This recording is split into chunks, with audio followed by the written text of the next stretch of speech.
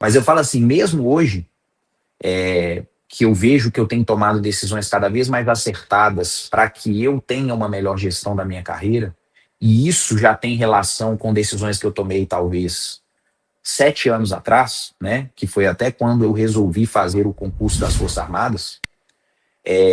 Nesse fim de semana agora, por exemplo, só para a gente também trazer um exemplo real aí da vida de um médico concursado, que alugou um consultório agora, que está trabalhando fora também do ambiente público, né? Tem então a sua atividade ali no meio particular também. Aconteceu de uma paciente minha, né, lá do hospital onde sou concursado, que teve uma patologia muito grave. Eu sou oftalmologista, e para quem é da área da oftalmo sabe que, por exemplo, às vezes o pessoal discute muito aquelas coisas que dão muito trabalho e pouca retorno para o médico.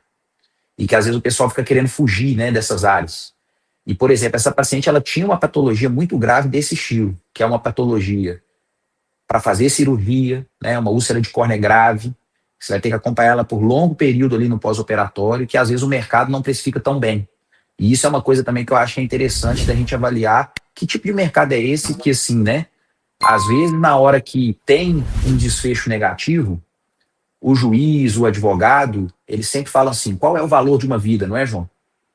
Só que na hora de ver quantas horas o profissional gastou ali diariamente da vida dele, no final de semana, nos feriados e tal, para tratar aquela doença, às vezes o mercado não precifica tão bem quanto uma coisa ali, um procedimento, né, estético ou alguma outra coisa aí que está vendendo melhor por algum motivo, por um modismo qualquer, né? E aqui também, novamente, por favor, né, que a gente sabe que é uma época de cortes, não há problema algum, né, com o valor do procedimento estético, tá? Eu acho que, assim, essas pressões aí do mercado, a gente tem que saber interagir com elas também, com as probabilidades, com as demandas da sociedade.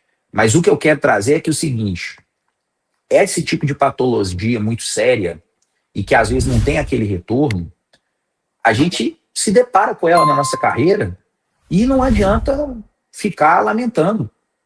A paciente, a gente tem um juramento também, não é? A gente tem, de certa forma, que entender aquele momento daquele paciente, e eu estive lá no fim de semana, né, várias vezes, sem estar assim, eu não era o sobreaviso daquele final de semana, mas era eu a pessoa que saberia resolver aquele negócio.